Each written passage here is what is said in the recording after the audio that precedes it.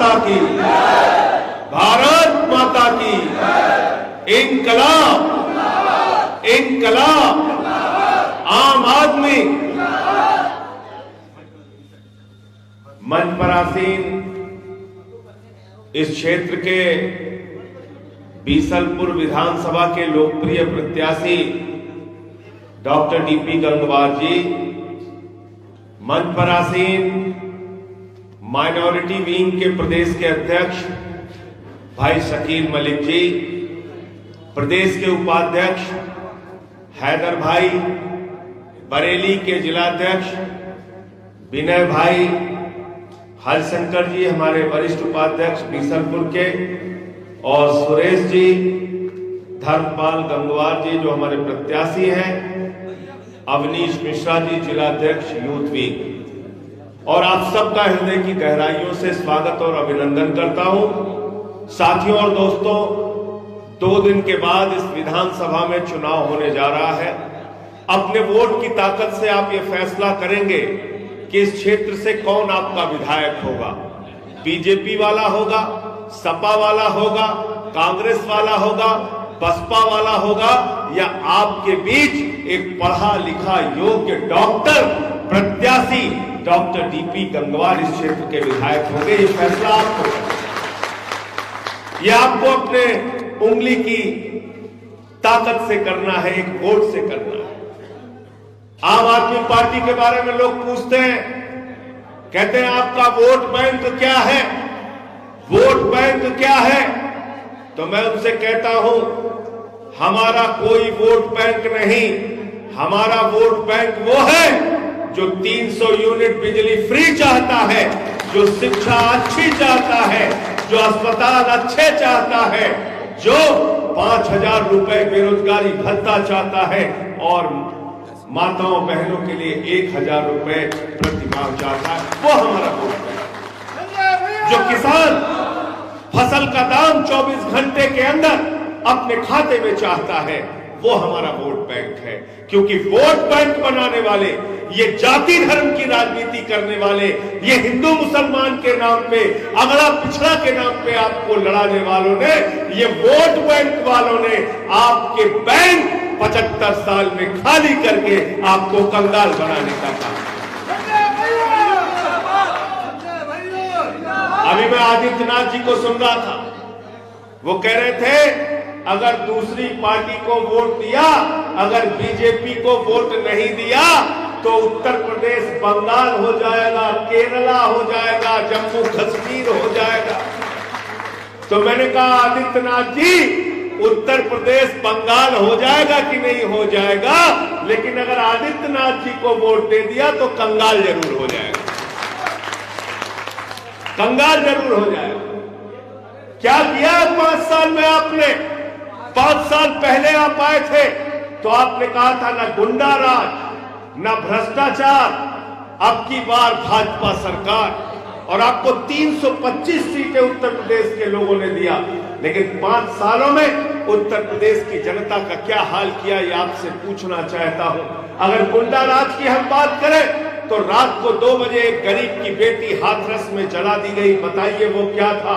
अगर हम गुंडा राज की बात करें तो इंद्रकांत त्रिपाठी व्यापारी की हत्या कर दी गई, प्रभात मिश्रा का फर्जी इनकाउंटर कर दिया गया, खुशी दुबे आज भी जेल में सड़ रही है, अरुण वाल्मीकि को पीट पीट के मार दिया गया, मनीष गुप्ता को पीट पीट के गोरखपुर में मार दिया गया।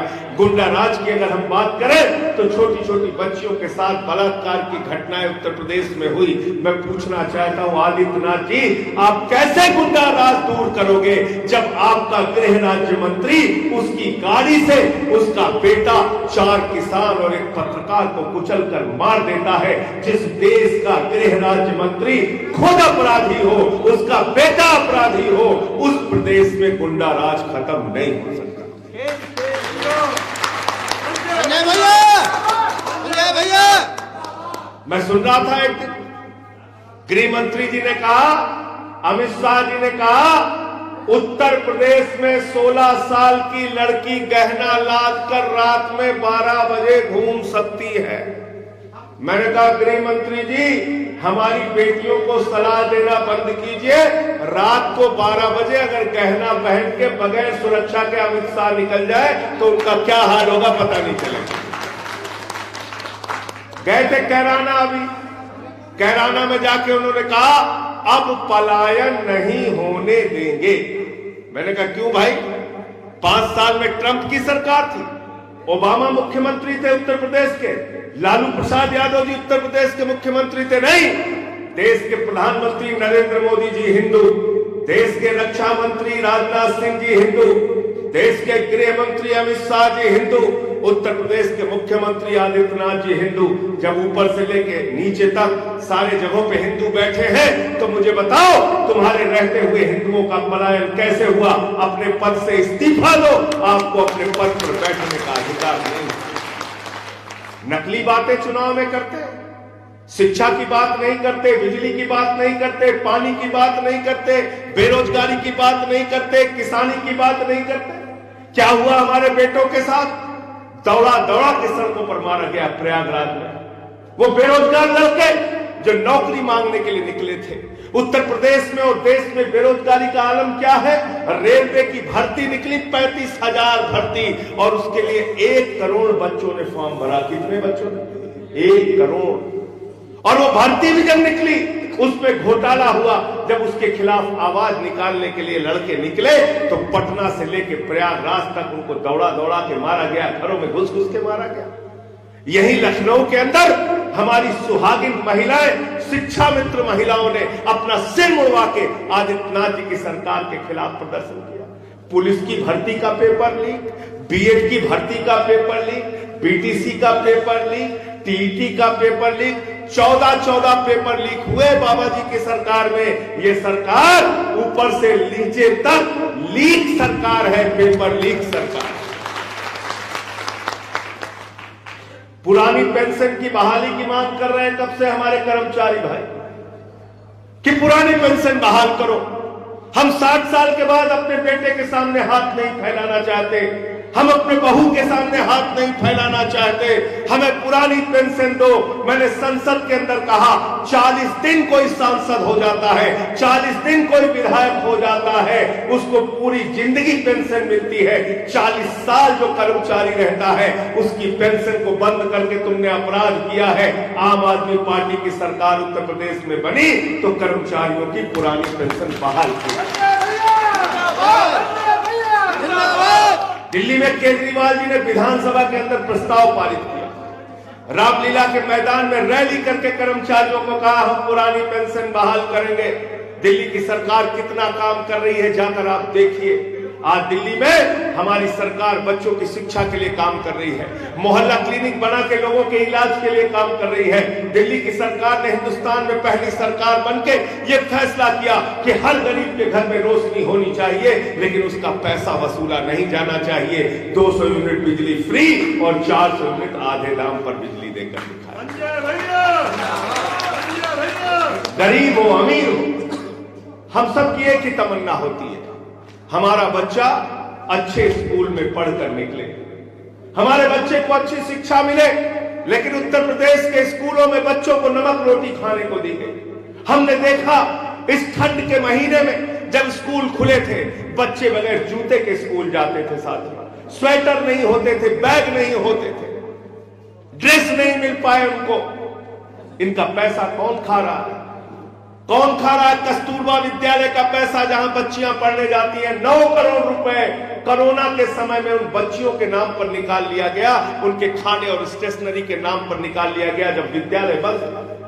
यह भ्रष्टाचार हुआ उत्तर प्रदेश में। जल जीवन मिशन के तहत घर घर पानी पहुंचाने की योजना में एस्टीमेट बना नहीं, टेंडर हो गया, हजारों करोड़ का भ्रष्टाचार किया गया। और तो और छोड़िए, कोरोना की महामारी में जब आपकी जान जा रही थी 800 का ऑक्सीमीटर 5,000 में खरीदा गया, 1600 का थर्मोमीटर 13,000 में खरीदा गया, 8 लाख का वेंटिलेटर 22 लाख में खरीदा गया, 12,000 का ऑक्सीजन सिलेंडर 55,000 में खरीदा गया। और ये सारे कागजात मैंने लोकायुक्त को दिया है। हमारी शिकायत पर लोकायुक्त में भ्रष्टाचार की जांच चल रही है। कैसे भ्रष्टाचार ये लोग दूर करेंगे जरा हमको बताओ। प्रभु श्री राम के मंदिर निर्माण के नाम पर गरीबों ने, अमीरों ने, रिक्शे वालों ने, नौकरी वालों ने अपना पेट काट कर चंदा दिया। प्रभु श्री राम के भव्य मंदिर निर्माण के लिए चंदा दिया और उस चंदे में चंदा चोरी का मामला मैंने खोला। 7:10 पर एक जमीन 2 करोड़ रुपए में खरीदी जाती है और 7:15 पे 5 मिनट के अंदर भाजपा वाले उसी जमीन को 18.5 करोड़ में बेच देते हैं। 18.5 करोड़ में 16.5 करोड़ 5 मिनट में कमा लिया। 1 मिनट में 3 करोड़ 30 लाख रुपए कमा लिया।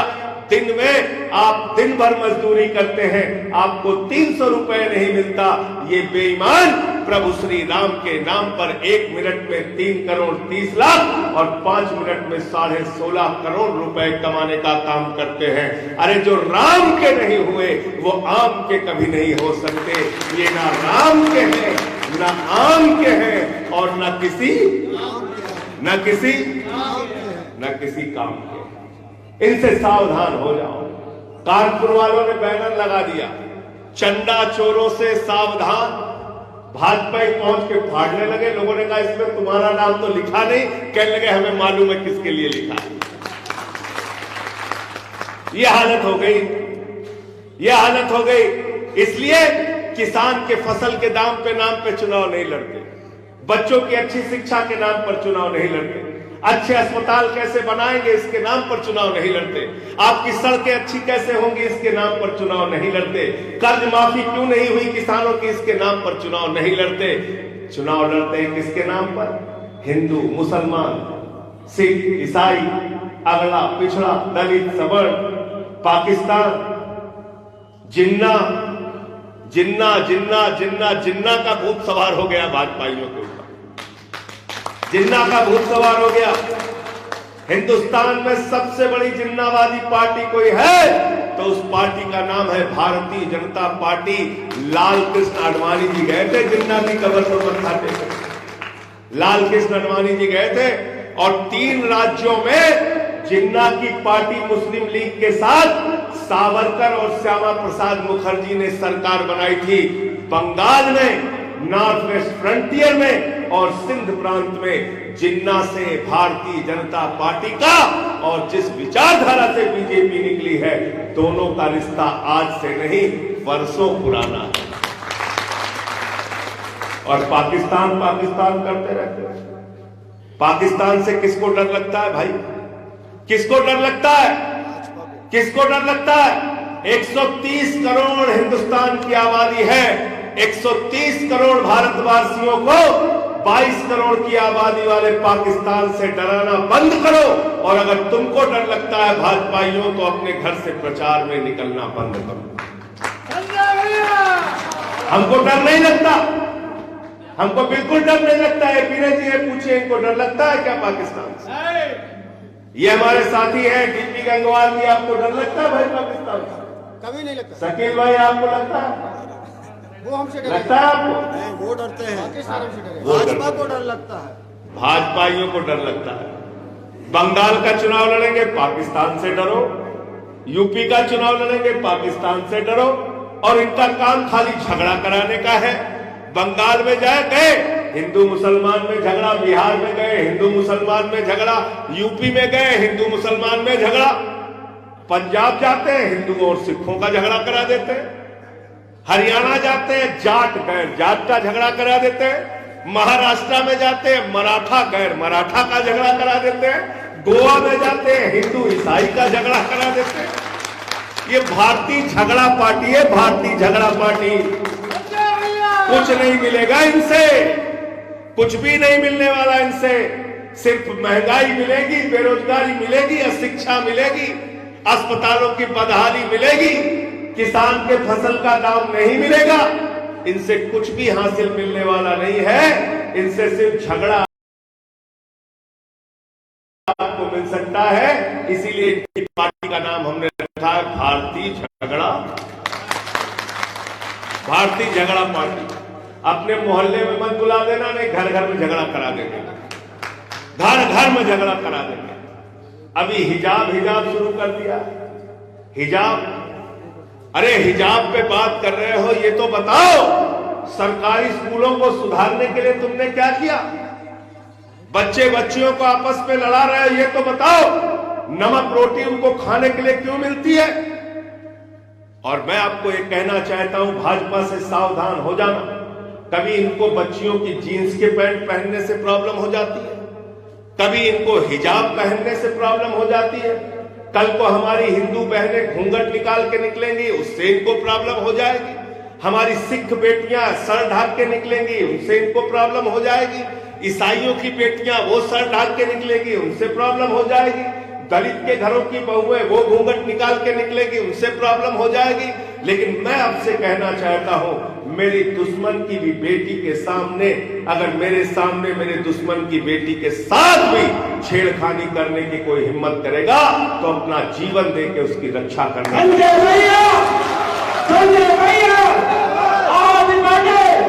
ये हमारी भारतीय संस्कृति है, ये हमारी भारतीय सभ्यता है।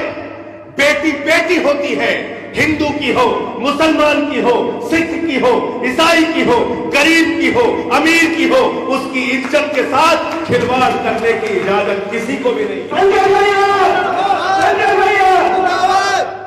एक बेटी जा रही है, उसके पीछे 25 लफंगे चिल्ला रहे हैं। यह भारतीय संस्कृति, यह भारतीय सभ्यता, विविधता में एकता, भारत की विशेषता। अलग अलग भाषा, अलग अलग संस्कृति, अलग अलग धर्म, अलग अलग जातियों के लोग जहां एक साथ मिलकर रहते हैं, वो है हमारा भारत महान। ये वो भारत महान है जहां संकट मोचन के मंदिर में बिस्मिल्लाह खान की सहनाई गूंजती है। ये वो भारत महान है जहां मलिक मोहम्मद जायसी पद्मावत लिखते हैं, रस खान को पढ़कर हम भगवान कृष्ण के बारे में जानते हैं, और मोहम्मद रफी गाना गाते हैं, सुख के सब साथी दुख में ना कोई, मेरे राम तेरा नाम एक सांचा दूजा। ये हिंदुस्तान, इस हिंदुस्तान की पहचान को मिटाना चाहते हो, इस हिंदुस्तान की खूबसूरती को खत्म करना चाहते हो। अरे भारत माता की जय तुम भी लगाते हो, भारत माता की जय हम भी लगाते हैं, तुम भारत माता की जय लगाते हो तो झगड़े कराते हो, और जब हम भारत माता की जय लगाते हैं तो हम ये मानते हैं भारत माता के 130 करोड़ बच्चे हैं और कोई मां अपने बच्चों में झगड़ा कराने का काम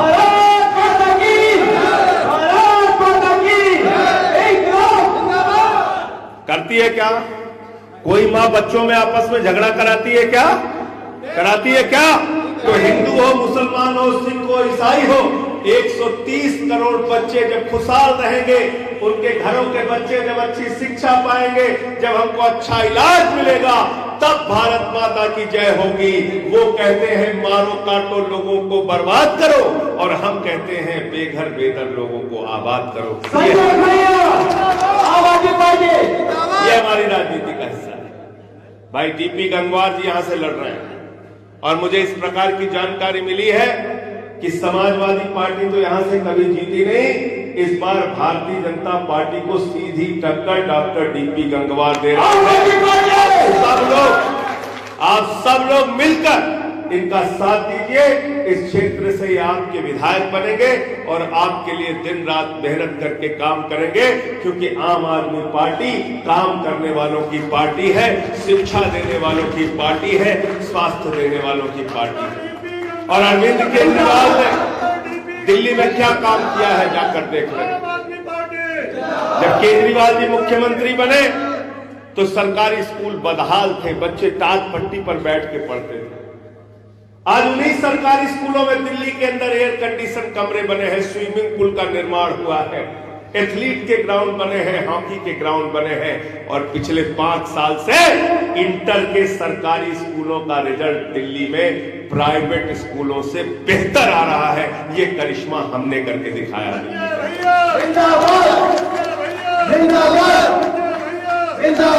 दिल्ली के अंदर मोहल्ला क्लिनिक बनाया, जहां 200 तरह की जांच फ्री होती है, अल्ट्रासाउंड फ्री होता है, दवाएं मुफ्त में मिलती हैं, और अगर ऑपरेशन की तारीख 1 महीने से ज्यादा मिल जाए तो केजरीवाल जी कहते हैं किसी प्राइवेट अस्पताल में ऑपरेशन करा लेना, पैसा दिल्ली की सरकार दे। 300 यूनिट बिजली फ्री, माताओं बहनों के लिए बस की यात्रा फ्री, 200 यूनिट बिजली फ्री, 400 यूनिट आधे दाम पर। ये सारे काम हमने दिल्ली में करके दिखाए हैं। और इसलिए आपसे कहना चाहता हूं, अगर ये सपना उत्तर प्रदेश में भी हमको पूरा करके दिखाना है तो एक ही धब्बा हमारे ऊपर लगता है कि हम लोग तो जाति से ऊपर वोट दे ही नहीं सकते, धर्म पर वोट दे ही नहीं सकते। धर्म पर वोट दे सकते हैं, जाति पर वोट दे सकते हैं, शिक्षा पर वोट दे नहीं सकते, स्वास्थ्य पर वोट दे नहीं सकते, बिजली पर वोट दे नहीं सकते, पानी पर वोट दे नहीं सकते। तो जाति धर्म पर वोट देने का जो आरोप हमारे ऊपर है उसको अब की मिटा देना और शिक्षा, स्वास्थ्य, बिजली, पानी जैसे बुनियादी मुद्दे पर वोट देने का काम करना, डॉक्टर टीबी अखबार को वोट देने का काम करना। आदित्यनाथ जी ने कहा गर्मी उतार देंगे, गर्मी उतार देंगे। ऐसी भाषा एक मुख्यमंत्री को नहीं बोलनी चाहिए, नहीं बोलनी चाहिए। उन्होंने कहा सुनो केजरीवाल, केजरीवाल उनके घर में काम नहीं करते। केजरीवाल इस देश के लोकप्रिय मुख्यमंत्री हैं जो IRS की नौकरी को लात मार के जनता की सेवा करने के लिए, देश की सेवा करने के लिए देश भर में घूम रहे हैं, लोगों को संगठित कर रहे हैं, अपने पार्टी का काम कर रहे हैं, पार्टी का विस्तार कर रहे हैं, चुनाव जिता रहे हैं, उनकी लोकप्रियता है। उनको सुनो केजरीवाल कह के अगर आप संबोधित कर रहे हो तो इसका मतलब आपके ऊपर सत्ता का अहंकार और सत्ता का भूत सवार हो गया है। और भूत उतारने के लिए हमारे अवध के क्षेत्र में ओझा लोग झाड़ू का इस्तेमाल करते हैं। किसका इस्तेमाल करते हैं? किसका इस्तेमाल करते हैं? तो सत्ता का अहंकार, सत्ता का भूत उतारने के लिए झाड़ू चला दो और राजनीति की गंदगी को साफ कर दो। बहुत बहुत शुक्रिया, बहुत बहुत धन्यवाद।